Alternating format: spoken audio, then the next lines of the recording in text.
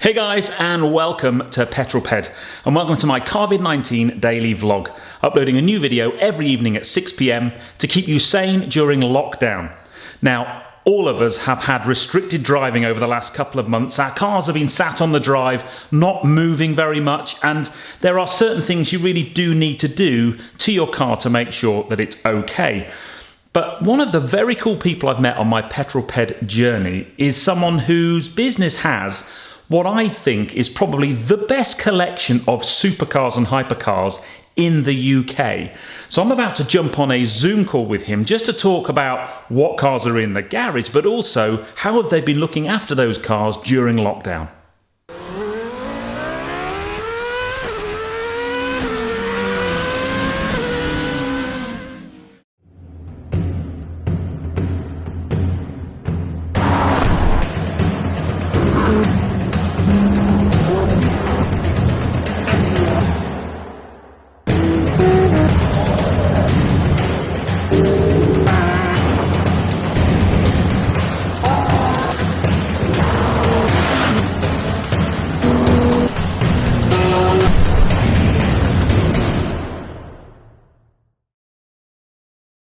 Okay, guys, well, welcome to the channel, Craig Williams. Craig, how are you, my friend? Well, thanks, mate. How are you? Yeah, not bad, not bad. Now, for those of you who don't know who Craig is, so Craig is one of the directors at Auto Vivendi, and Auto Vivendi are a supercar club that just, you guys blow me away every time I see what you're doing on social media. It's unbelievable. That's very kind. Thank you. It's unbelievable. But you're also the face that many people who've been to Vmax will see standing up giving the briefings at the beginning, which is where we first met. Probably 3 years ago now, I think. Yeah. I bought the little yellow Caterham to Buntingthorpe and did 160 miles an hour down there. That's right. Yeah, it was great. Still terrifies me thinking of that.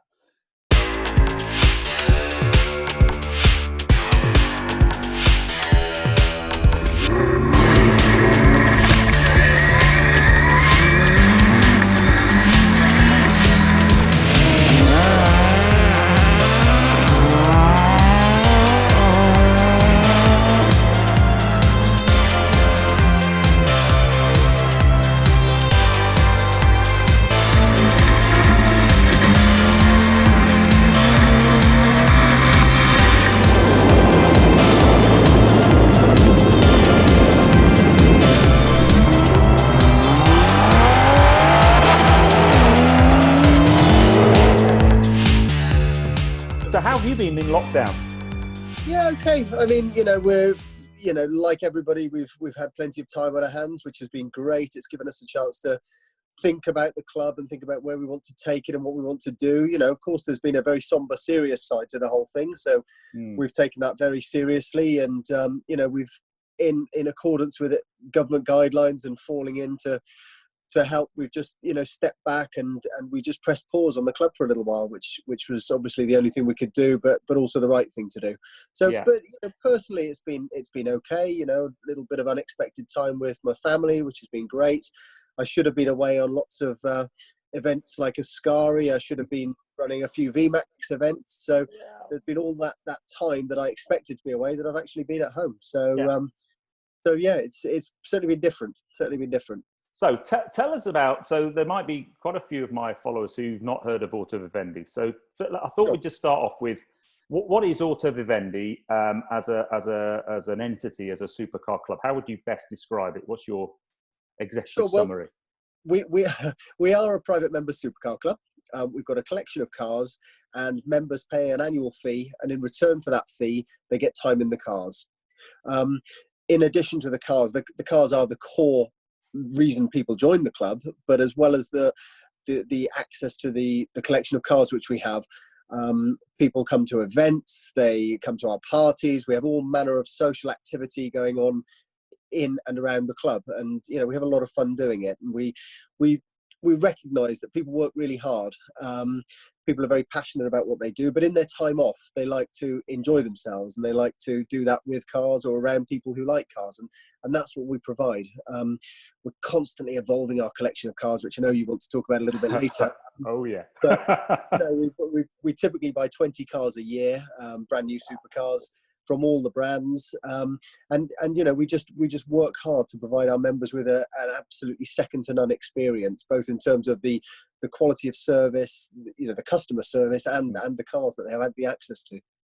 So I mean, I guess because you might think, well, why don't you just go and buy a supercar? But what I like about your club is you think, well, if you owned a supercar, if you look at the actual cost of buying it and depreciation and running it, then actually that money, if you joined Auto Vivendi, you'd probably be spending about the same kind of money every year, but you get to drive a whole bunch of different cars and take different stuff out every week. Yeah, absolutely.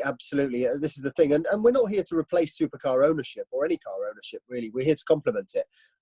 Lots of our members have nice cars themselves, and they typically will choose one that's their favourite, be it an Aston Martin or a Ferrari or whatever it may be, and they will enjoy having that car and owning that car. But equally, they want to try lots of other cars, and there might be new cars coming out which they're thinking about maybe buying, and the club is an astute, a financially astute way of trying them, and you know, without the huge outlay. Of course, for some people, they just use the club, and they love just having access to the cars which we provide, along with all the other fun stuff.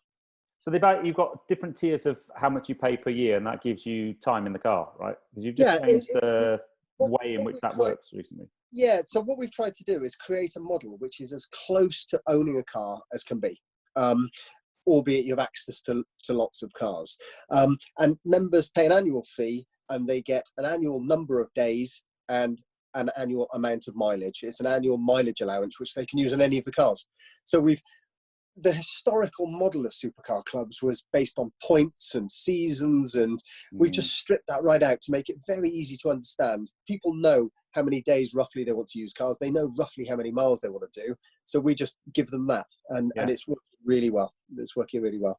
So now what I'm going to do, so I actually, I've got a list of all of the cars in your club here on a piece of, it filled a piece of A4. So I'm just going to literally read down my list of all the cars in your garage. Okay. Sure. Okay. For those watching, it's a long list. Get ready for this. A McLaren Senna. That's very cool. And it's a lovely spec, and I'm sure we'll talk about it. You've got a Senna GTR.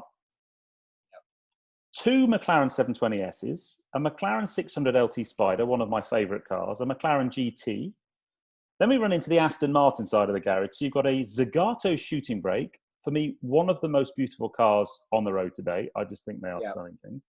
An Aston Martin DBS Superleggera, an Aston Martin DBS Superleggera Volante, an Aston Martin DB11 Volante, an Aston Martin Vantage. Then we get into Lamborghini territory. Lamborghini Aventador SVJ. I was at Vmax the day after you picked that car up. That car's spec is absolutely unbelievable. An Aventador S Roadster, a Huracan Performante Spider. Then we go to Ferrari, an 812 Superfast, a 488 GTB, and a Portofino, and then a Bentley Continental GTC and a Range Rover Vogue. Did I miss any? Did you say Rolls-Royce Wraith? No, no. Okay, right. Those, we've actually got 3 DBS Superleggera Volantes. Really?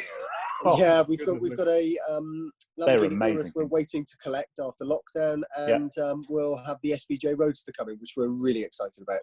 So you guys make Shmee look like a beginner, really, in terms of supercar ownership. That is an unbelievable collection.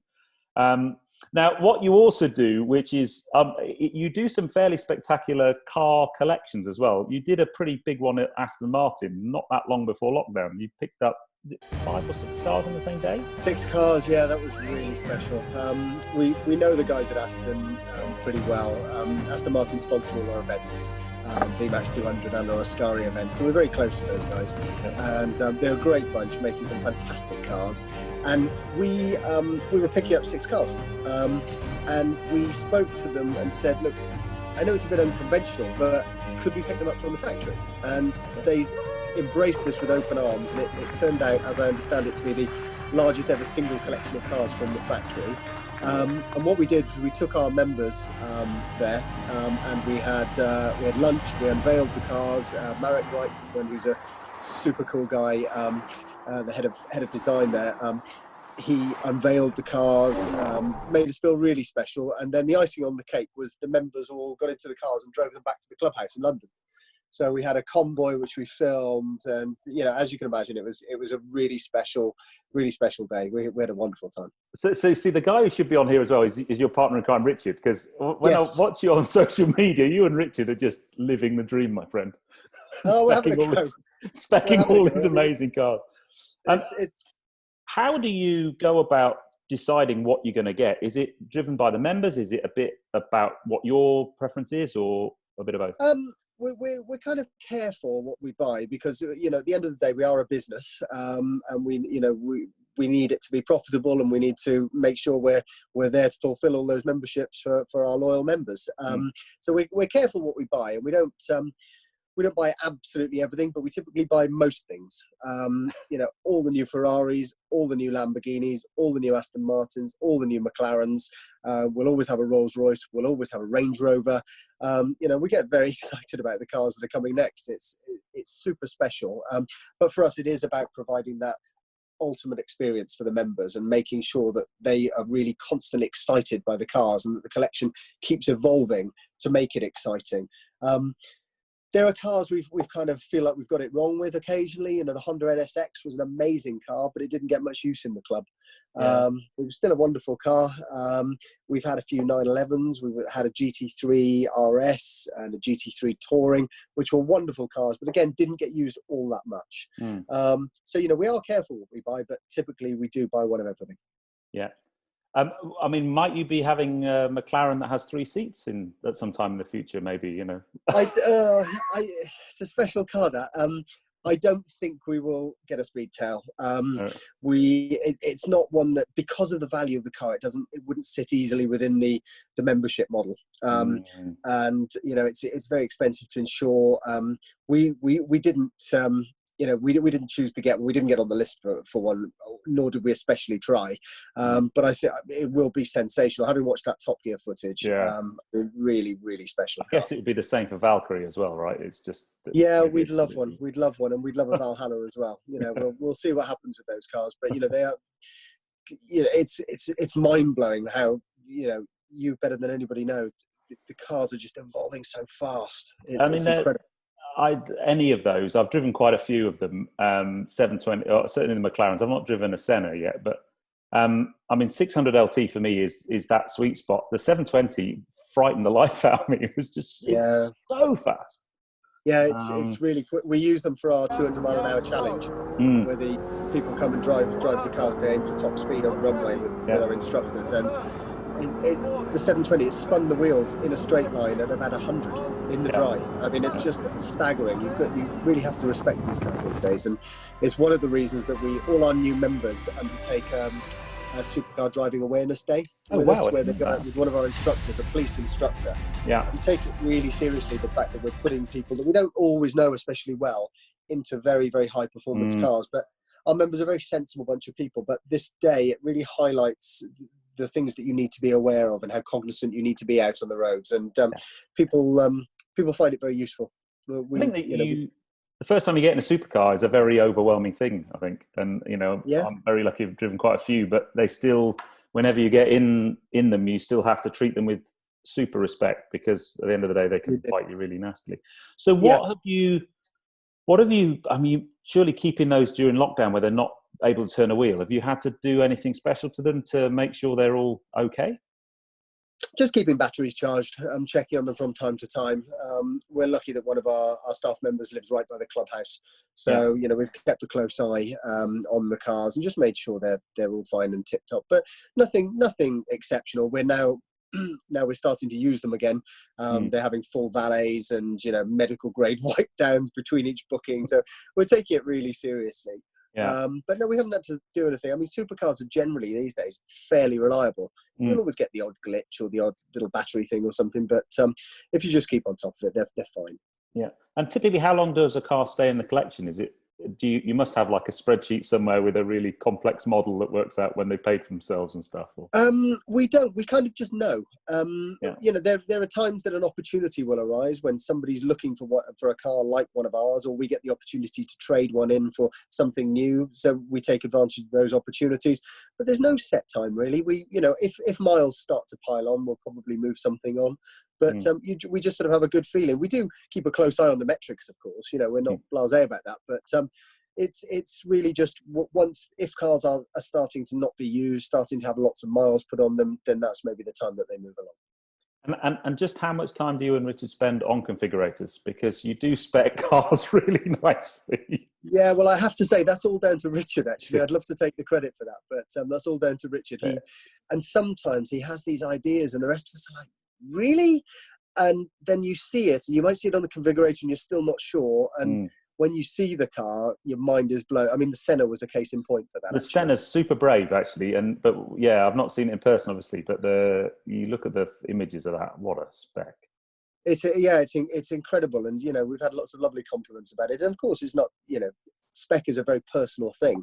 Yeah. But Richard created something pretty unique there, I think. And, you know, we love it. And, you know, when you see it on the track at Ascari or under the clubhouse lights with the other cars, it's a very special bit of kit. And, you know, I think that the design took a bit of criticism in the early days because it was I think people had seen the P1 before, which was and still is an incredibly beautiful car, I think.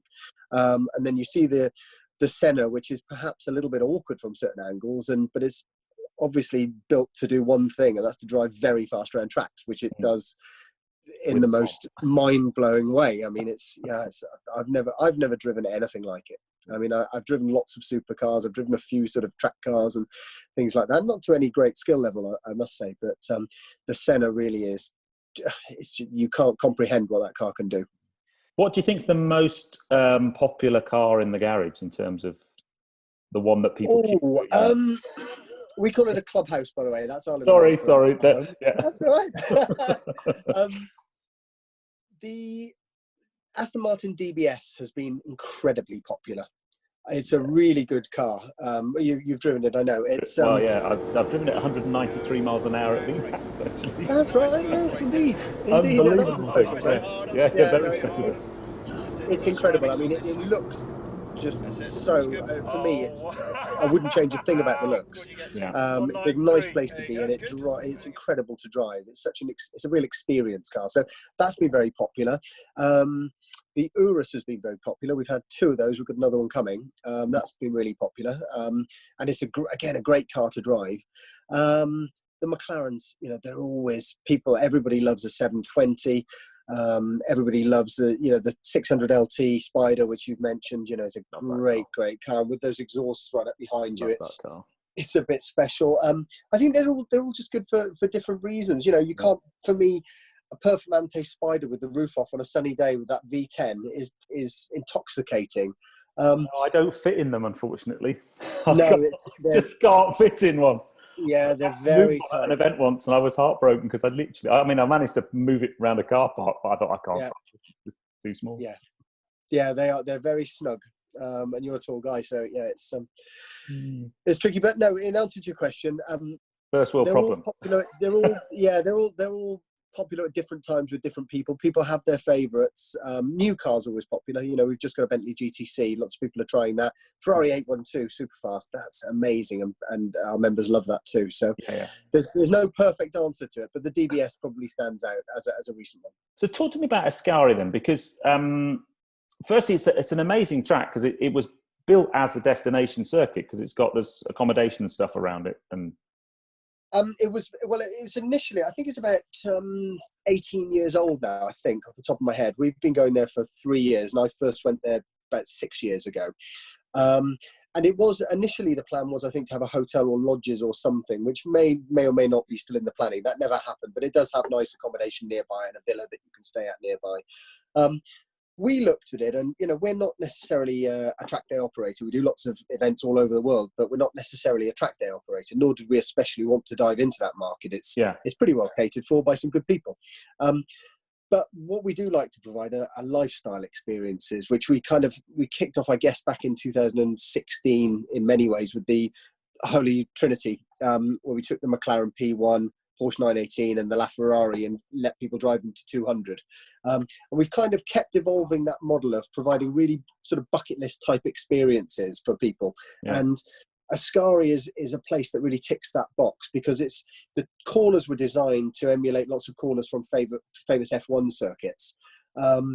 So when you drive it, even driving around it in a hire car, you're just giggling because it's just so special and everything just seamlessly blends together. It's really special. So we started going there a few years ago, and we run our 2-day own car track days for people to bring their own cars, which we obviously facilitate and handle all the logistics. So they just arrive, they just literally fly in, and the car is waiting for them, prepped and ready on the track. And we have lovely dinners and all sorts of other things around that. Then we decided to take our own cars there. And a couple of years ago, we did our first, we call it the Ultimate Supercar Track Day, where we take 10 cars. We take a few spares as well, but guests will come and they will drive 4 laps in each of 10 cars in one day. It's a 3-day experience, but the track day is on the second day. And it's kind of stuff of dreams, because you're literally stepping out of an 812 super fast and you're then into a 720. So you're getting real back-to-back comparison for 4 laps with really amazing instructors. And in between, you can go and sit by the pool or check your emails, and there's the most amazing food, and it's just a wonderful place. It's horrible, yeah. And I'm unsurprisingly devastated I haven't been able to go on my little work holiday so far this year. But no, it's a really, really special place. We'll be back there at the end of the year, and it's become a second home for us, actually. Yeah, no, I mean, it looks like of all of those bucket list events, absolutely stunning. And then the final thing moving on to is Vmax. So obviously, I've been to Vmax, I think 3 times now. So I am going to come back and do 200 miles an hour if it kills me. Oh no, that's probably. I'm this close to getting a car that can do it, because there are not that many cars that can do it. So no, it's hard. I mean, you need a really, really long runway. We started Vmax 18 years ago, and we were at Bruntingthorpe then. Wow. Yeah, that was when it sort of kicked off. I mean, it was a very different event then. It was essentially a group of mates messing around on a runway, if you like. And then after 2 events, I decided I probably should take it a bit more seriously. And we got the MSS, our safety team, who do all the Mission Impossible films and do Top Gear. Brilliant bunch of guys, headed up by Andy Harris. And we've had those guys with us since almost the very beginning of Vmax, and we upped the catering. And then a couple of years ago, sadly, Bruntingthorpe shortened the runway a little bit because they were using it for car storage. So we were forced in many ways into finding a new home. But it was kind of a situation where something positive came from it, because we found our new home, which is Kendrew Barracks, which we love, up in Rutland, which is beautiful. Yeah. It's a smoother runway. It's not quite as long, but because cars are getting quicker, it hasn't made it hasn't caused us a problem. For us at Vmax, it's about providing our guests and drivers with the best experience possible for the day, but safely. And safety is our middle name, and we can't drill that down strongly enough. But it's a great place to do it. Yeah, I mean, as I said, I've been 3 times, and what's great as an event is you've got guys that are there with, I don't know, an RS3 all the way up to a Koenigsegg Agera and everything in between. And everybody's chatting and getting on and having fun. What's nice. Great is you walk up, especially the guys I find the ones that are doing all the kind of tuned cars, because you can talk to them about what they've done to the car, and there's some amazing stuff there. So it's and these guys, they're so knowledgeable, take it so incredibly seriously. It's really impressive. Yeah, I'll put all the details of everything in the description below, because Vmax, I guess, is probably the most attainable out of the things that you do for most people. If they've got a nice car, they've never driven flat out in their car. And I took my S4 on one of them, and I never realised I could go. I did 157 in my S4. I think so. I didn't realise it could do that. So cars have become very fast, but it's a controlled, safe environment to test your top speed, is what I would say. We police it heavily to keep keep everybody safe, but everybody goes home with a big smile on their face, which is lovely to see. So are there going to be, I mean, I guess it's quite difficult at the moment to know what the back end of the year is going to look like, but I guess you're still hoping to do some Vmax? Or? Yeah, we are. We have an event scheduled for June 27th. We're in talks with the Ministry of Defence, who are our kind hosts for the event at the barracks. We're following government guidelines, so we're waiting to see whether we can do that. We certainly hope so. And then we've got 3 more events planned for the rest of the year. So certainly Vmax will. Right. You should be able to social distance. I mean, the airfield's huge. It should be able to it is. distancing, really. This is the thing. It's a massive space. People will be in their own cars. So, we are working. We've been working very closely with MSS, our safety guys, with Aston Martin and with the MOD to work on safe ways to deliver the event, because ultimately that's the only reason that's the only way we'll do it, is in a safe manner. Yeah. We'll be returning this year, and, we're really excited to get back to the runway. It's, certainly I've seen lots of online chatter from the Vmax guys who are very frustrated and keen to get out and drive, which I can understand. Yeah, it's like missing an old friend. So yeah, absolutely. Well, mate, I really appreciate your time. Hopefully, we'll be able to do a proper film one day without doing Zoom of your but it's still been good to catch up. And you have to come down and do one at the clubhouse where I would love to. I'd love to. I know you're going to put up some photos and stuff. But... Yeah. I mean, we'll do the best we can in the circumstances, but I'd love to do something directly there. So we'll keep in touch. And fantastic. But I wish you and Richard and all the guys at Auto Vivendi and Vmax all the best for the rest of the year. All your members, I'm sure, are getting out there enjoying this beautiful weather. Yes, absolutely. Get the roof down. I think the Volante and the 600 LT Spider will be... anything without a roof probably is high on the want list at the moment. Well, we worked out we've got 9 convertibles, I think, and 10 when the SVJ Roadster comes. So we've got plenty for people to try. Excellent. Well, guys, I'm going to draw this one to a close, but I hope you enjoyed that. If you have done so, please give me a thumbs up. Comments below are always welcome. And if you haven't done so already, please subscribe to Petrol for plenty more content to come. I will put all of Auto Vivendi and Vmax's details in the description below. Check out their website is amazing. Some of the photography on your website, by the way, is just absolutely spot on. That's very kind, thanks. Mostly Mr. Hall. I mean, what a collection. And I every time there's like a Facebook notification from you guys, like, oh, what are they collecting now? Or, what amazing cars coming next. So I look forward to there's more to come, so stand by. I'm sure there is. Thanks, mate. Thank you so much for your time, mate. Take care. Bye-bye. Bye. You get everybody staring for days. All they see is just a young, pretty face. But I'm trying to get to know you much better. Don't matter how much time it will take. But there's something you're trying to hide. There's something you're keeping inside. But I'm trying to get to know you much better. Don't matter how much time it will take. I just can't give up.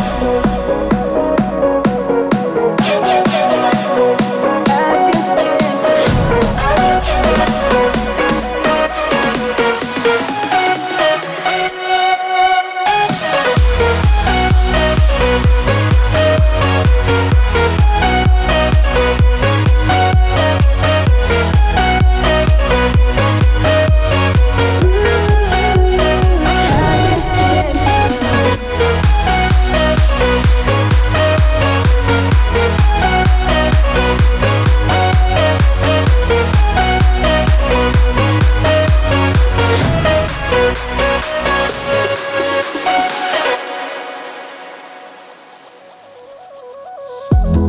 Caught up since the day that we met, and you haven't seen the best of me yet.